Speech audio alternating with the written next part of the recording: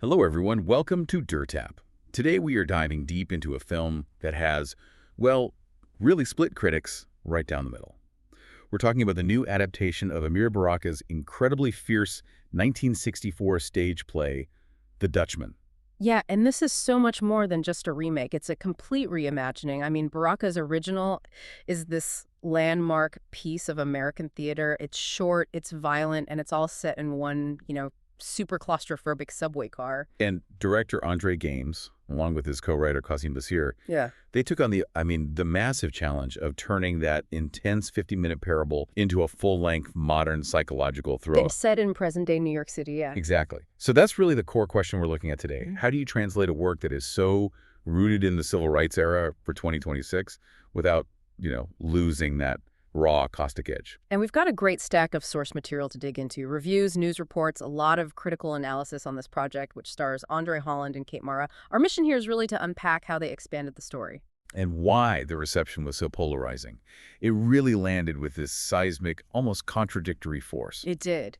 And to set the stage, you have to remember, the original play won an Obie. One critic at the time called it an explosion of hatred. It was that powerful. So this film takes that core idea, that subway encounter, and weaves it into something much, much bigger. We get domestic drama, racial commentary, and some pretty unsettling horror tropes. Right.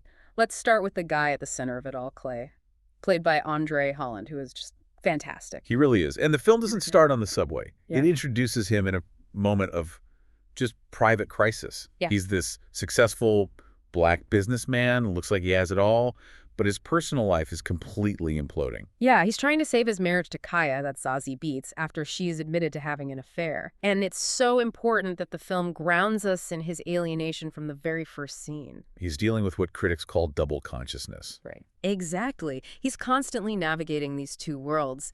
There's the successful, mostly white corporate space he works in, and then there's his inner self.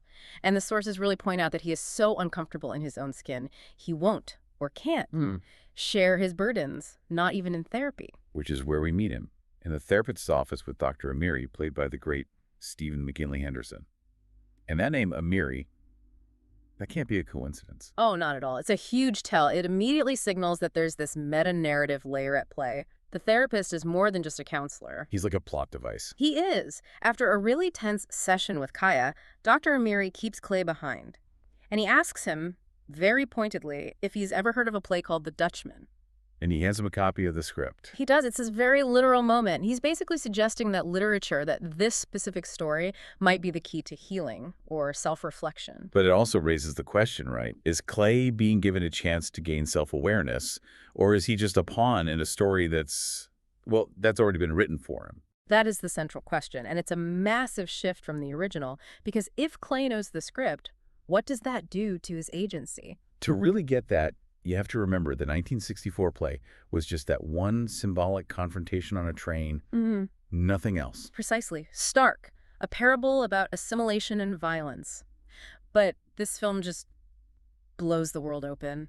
We see Clay's sleek corporate office, the therapy room, even a big fundraiser event. Yeah, that fundraiser is for a development project in Harlem, a very modern kind of corporate engagement with these issues. It really is. It gives his eventual breakdown much higher stakes, socially and professionally. Right. But the key encounter, the one that kicks everything off, it still happens on the subway. And this is where it gets really unsettling. This is where we meet Lula. Right. Kate Mara. And she's styled so vividly. I mean, the sources describe this strappy bodycon dress and raven red hair. She's not just a stranger. She feels like an apparition. Almost like something out of Eyes Wide Shut or After Hours. Yes. And she immediately pulls Clay into this disturbing cat and mouse game. She knows things about him, intimate things. Like the fact that he's trying to grow a beard, which he hadn't told anyone. Exactly. She's not just flirting, she's taunting him. And then you get that huge symbolic moment. She pulls a gleaming red apple from her bag and starts cutting it with a knife. The temptation imagery is so obvious. It is, but it's updated. In the original play, Lula was more about how white women could turn black men into these exotic sexual objects. Here, it's different. She's weaponizing her whiteness through these painful little microaggressions, mocking his identity and just chipping away at his sense of self. And doing all this on the subway today, I mean, that has a whole different weight to it, doesn't it? Given the real-world violence we've seen on the MTA. It absolutely does. The setting itself becomes a source of tension. For a man like Clay, that train car is already a dangerous environment, fraught with the potential for violence, both physical and emotional. So the horror stuff, the jump scares, the weird camera angles, that's all meant to show us what's going on inside his head. I think so, yeah. Cinematographer Frank G. DeMarco uses all those tropes to externalize Clay's splintering psyche. The film is basically telling us his internal stress is so intense, it's literally warping the world around him. It becomes this nightmarish fever dream. And it doesn't stay on the subway. This is maybe the biggest change. Lula follows him. She does. She stalks him. She actually shows up at that big, high-profile fundraiser where his wife Kaya is. Which is just terrifying. It forces all his private fleers out into the open in front of his colleagues, his wife, his friend Warren, who's this rising politician played by Aldous Hodge. And she just creates chaos. She flaunts her connection to him, challenges his story, his reputation, right in front of everyone. His whole carefully built life is suddenly on trial. Okay, so it's an incredibly intense setup. But this brings us to the reviews, because this is where things get really complicated. It sounds like the execution didn't work for everyone. Not at all. I mean, the one thing everyone agrees on is the performances. Just about universal praise there. André Holland especially. Oh, absolutely. The sources call his work arresting and understated. They say he just perfectly telegraphs Clay's deep insecurity without overdoing it. And Zazie Beetz also got a lot of praise for doing a lot with a little. But the film itself, very polarizing. Hugely. You had some critics who really liked it, gave it a B grade, called it hypnotic and a haunting contemporary take. They argued it was a good, commercially appealing way to introduce people to the classic play. One even said it offered a hopeful thought that you can change the narrative. And the other side? The other side was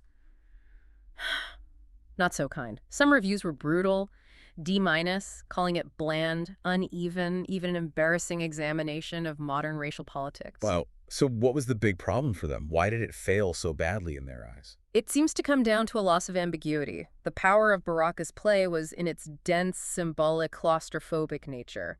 These critics felt the movie just spelled everything out too much. Like with the therapist character explaining Clay's crisis? Exactly. It became too literal. Instead of letting you wrestle with the meaning, they felt like the film was just telling you the meaning. They felt that by trying to free the stage-bound source material, it actually lost its raw power. So the result felt jagged, sort of caught between the old play and these new ideas. That's a good way to put it.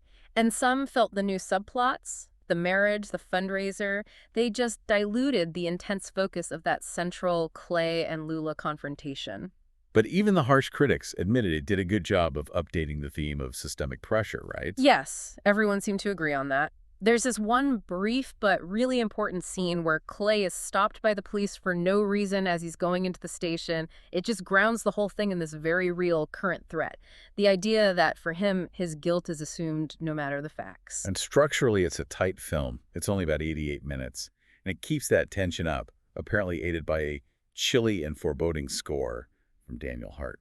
It moves quickly. So to kind of bring it all together, what we're looking at with Dutchman is a shift. It moves Baraka's powerful 1964 critique from being a parable about race in that era to a surreal, modern psychological study of marital crisis, identity, and systemic pressure.